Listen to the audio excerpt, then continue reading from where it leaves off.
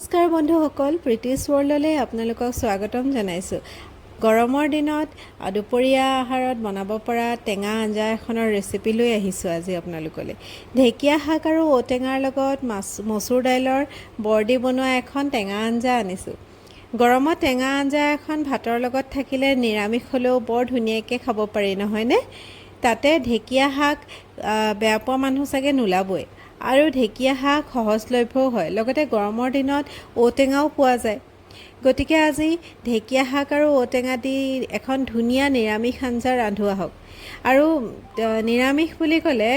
ৰান্ধনীয়ে কি ৰান্ধো নিচিনা লাগে, নহয়নে? কি জুতি লগাই বনাম নিচিনা লাগে। এই আঞ্জাখন যদিও নিৰামিষ, ইয়াত মচুৰ দাইলৰ বৰ দিয়াৰ কাৰণে প্ৰটিনযুক্তও হয় আৰু ঢেকীয়া শাক আৰু ঔটেঙা দিয়াৰ বাবে প্ৰচুৰ পৰিমাণে ভিটামিনছ আৰু মিনাৰেলছ পোৱা যায়।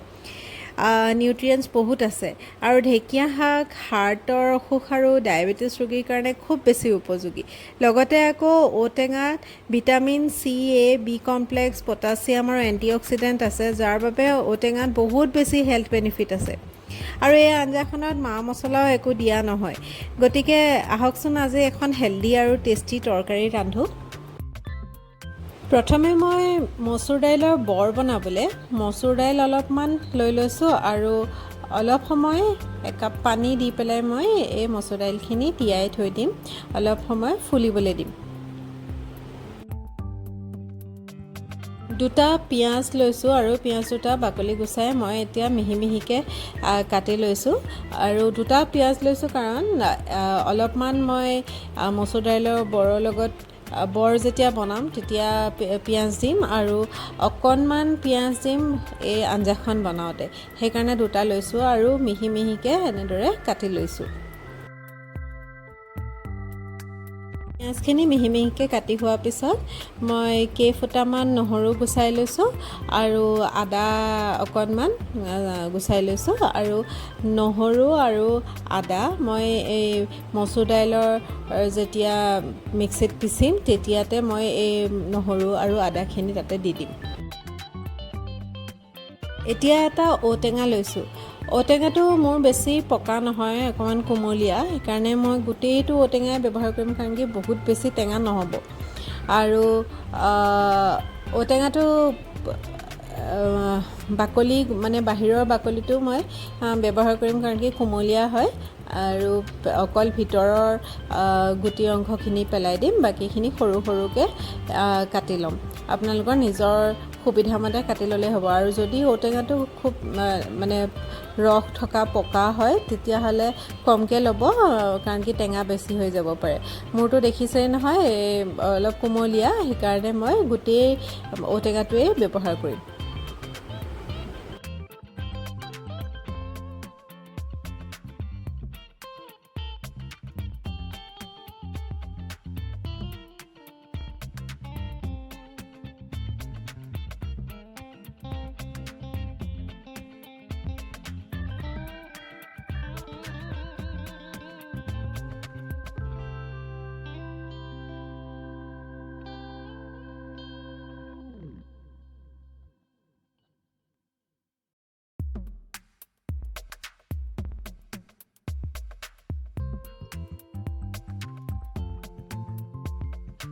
ঔটেঙাখিনি চাওক মই এনেদৰে কাটি লৈছোঁ।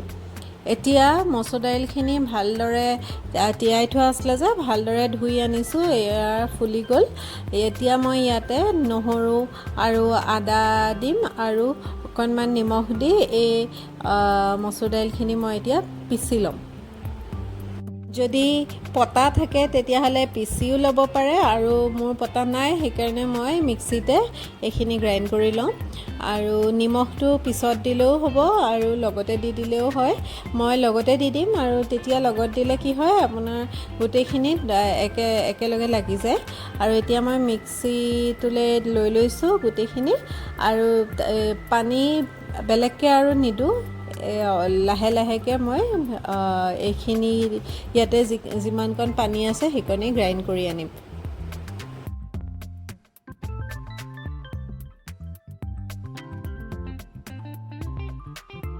জোখমতে এতিয়া মই নিমখ দি লৈছোঁ, আৰু এতিয়া মই এইখিনি ধুনীয়াকৈ পিচি আনিম।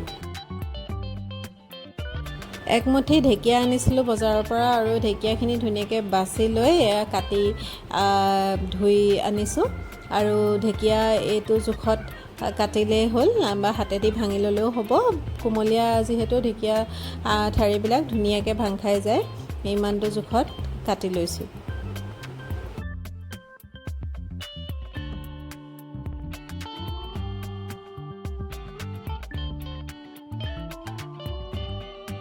এতিয়া এই মচুৰ দাইলখিনি পিচি আনিলোঁ চব ইয়াত এতিয়া মই দিম অলপমান ধনিয়া কাটি লোৱা ধনিয়া অলপ দিম আৰু পিঁয়াজ যে মিহিকৈ কাটি লৈছিলোঁ তাৰে অলপমান পিঁয়াজ মই ইয়াতে দি দিম আৰু দি লৈ ধুনীয়াকৈ মিক্স কৰি অলপ অলপকৈ তেলত দি বৰ বনাই যাম এয়া গোটেইখিনি নাই দিয়া পিঁয়াজ অলপমান দি দিছোঁ আৰু বাকী অকণমান মই আঞ্জা বনাবলৈ কাৰণে ৰাখি থৈছোঁ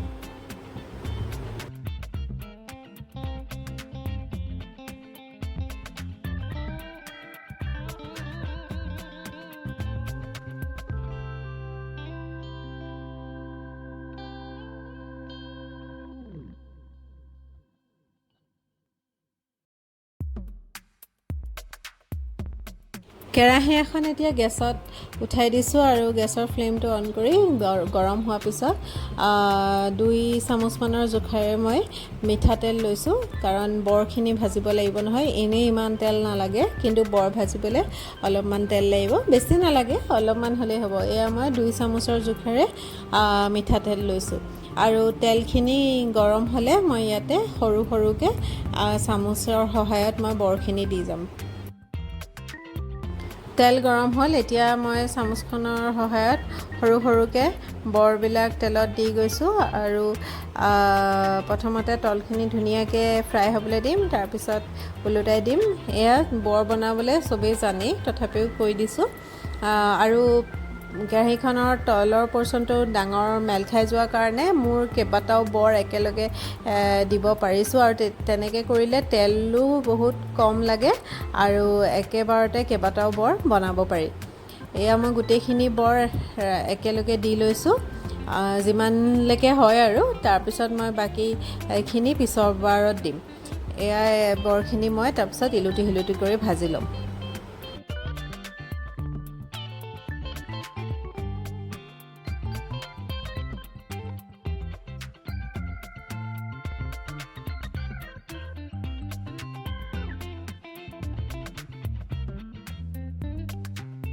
ইলুটি হিলুটি কৰি ৰঙচুৱা হোৱালৈকে কম জুইত ভাজি লৈছোঁ বৰখিনি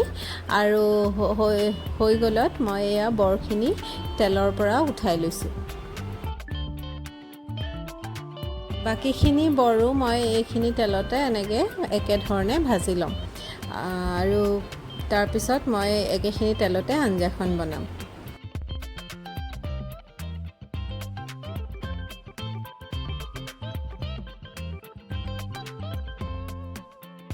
গোটেইখিনি বৰ এতিয়া ভজা হৈ গ'ল এতিয়া একেখন কেৰাহীতে যিকণ তেল থাকি গ'ল সেইকণ তেলতে মই আঞ্জাখন বনাম আৰু তেল বেছি নাই চাওক এইকণেই থাকি গ'ল আৰু সেইকণ তেলতে এতিয়া মই আঞ্জাখন বনাম আৰু প্ৰথমতে মই ইয়াত দিম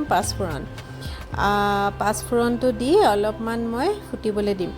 এই পাঁচফোৰণ দিলে মেথিবিলাক ক'লা পৰালৈকে মই ৰ'ম কাৰণ কি ক'লা পৰিলেহে আঞ্জাখন খাই ভাল লাগে ফুটাৰ লগে লগে মই বাকীখিনি বস্তু দি নিদিওঁ অলপমান ক'লা পৰিবলৈ দিব লাগে মেথিখিনি লাহে লাহে মেথিখিনি মানে পাঁচফোৰণখিনি অকণমান তেলত মই এনেকৈ লৰাই দিছোঁ আৰু ক'লা পৰিলে ইয়াতে মই সেই অকণমান যে পিঁয়াজ থৈছিলোঁ সেই পিঁয়াজখিনি মই ইয়াতে দি দিম মেথিখিনি ক'লা হোৱাৰ পিছত ইয়াতে দিছোঁ এতিয়া পিঁয়াজখিনি মই অকণমান কাটি থৈছিলোঁ যে সেইকণ দি ভালকৈ লৰাই লৈছোঁ আৰু ইয়াত এতিয়া মই দিম অলপমান হালধি জোখমতে হালধি গুড়ি দিছোঁ এতিয়া আৰু অকণমান লৰাই লৈছোঁ লৰাই লোৱাৰ পিছত এতিয়া কাটি থোৱা ঢেকীয়া শাকখিনি মই ইয়াতে দি দিছোঁ ঢেকীয়া শাকখিনি দিয়াৰ পিছত ধুনীয়াকৈ গোটেইখিনি লৰাই ল'ম অলপ সময় কাৰণে ভাজিম ঢেকীয়া শাকখিনি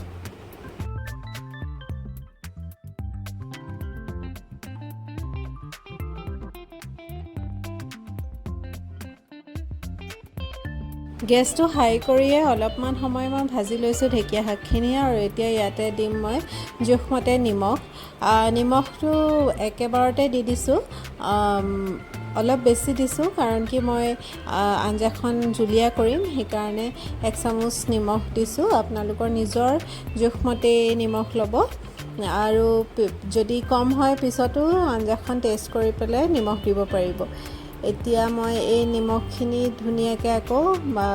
ঢেকীয়া শাকখিনিৰ লগত মিলাই দিছোঁ আৰু অলপ সময় এনেকৈ ভাজি লৈছোঁ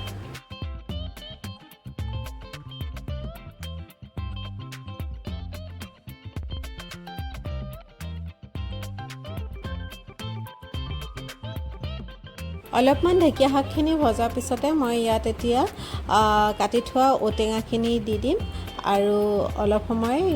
কাটি থোৱা ঔটেঙাখিনিৰ লগত ঢেকীয়া শাকখিনি এনেদৰে লৰাই ভাজি থাকিম বেছি সময় ভাজিব নালাগে অলপমান সময় এনেকৈ লৰাই মই ইয়াত জোখমতে পানী ঢালি দিম ঢেকীয়া শাক ভাজিলে অকণমান বিজলুৱা নিচিনা হয়নে আৰু তেতিয়া টেঙা দিলে সেই বিজল ভাৱটো নাইকিয়া হয় একেধৰণে আপুনি যিকোনো বিজলুৱা চব্জি যেনে ধৰক আপোনাৰ ভেন্দিটো টেঙা দিলে বিজল ভাৱটো নাইকিয়া হয় আৰু সেইকাৰণে ইয়াত ঔটেঙা দিয়াৰ লগে লগে ঢেকীয়া শাকৰ বিজলটো নাইকিয়া হৈ যায় ইয়াতে 3 কাপমান পানী এড কৰিছোঁ মই যিহেতু বৰ দিম আৰু ঢেকীয়া আৰু ঔটেঙাখিনি সিজিবও লাগিব আৰু সিজিলেতো পানীখিনি শুকাব সেইকাৰণে পানী অলপ বেছিকৈ দিয়াটো ভাল আৰু বৰ দিয়াৰ লগে লগে পানীখিনি শুহিও ল'ব সেইকাৰণে পানী অকণমান বেছিকৈ দিছোঁ প্ৰথমতে 3 কাপ দি লৈছোঁ দি পেলাই অলপ সময় উতলিবলৈ দিম যদি দৰকাৰ হয় পিছত আকৌ 1 কাপ মই পানী দি দিম এতিয়া ঢাকনখন দি মই মিডিয়াম ফ্লেমত সিজিবলৈ দিম প্ৰায় 15 মিনিটমান সময় মই এনেকৈ ঢাকনখন দি থ'ম এতিয়া 15 মিনিট হৈ যোৱাৰ পিছত দাঙি দেখুৱাইছোঁ চব এয়া এতিয়া অলপমান পানী শুকাই যোৱা যেন লাগিছে সেইকাৰণে মই ইয়াত আৰু 1 কাপ পানী মই ইয়াতে এড কৰি দিম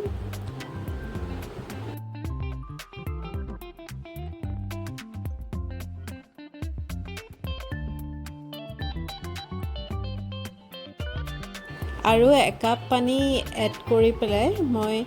আকৌ 15 মিনিটমান সময় ঢাকনখন দি ঢাকি ৰাখিম তেতিয়া ফ্লেমটো মিডিয়াম কৰি ৰাখিম 15 মিনিট সময়ৰ পিছত মই উদঙাই দেখাইছোঁ চব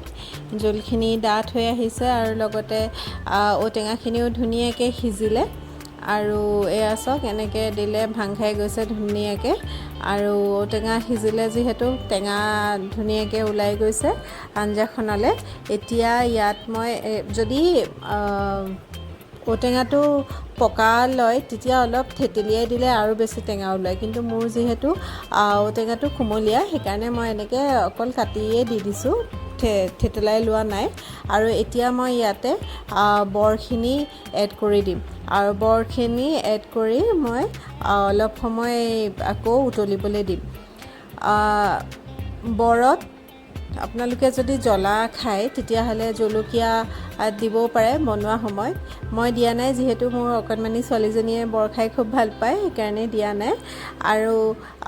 আঞ্জাখনতো মই শেষতহে কেঁচা জলকীয়া দুটামান কাটি দিম কাৰণ কি আঞ্জাখন মই অকণমানিজনীকো খুৱাম আৰু যদি শেষত কাটি দিয়া হয় তেতিয়াহ'লে সিমানটো জ্বলা আঞ্জাখনলৈ ওলাই নাযায় সেইকাৰণে মই শেষতে কাটি দিম এতিয়া অলপ সময় আকৌ মই এনেকৈ ঢাকি ৰাখিছোঁ যাতে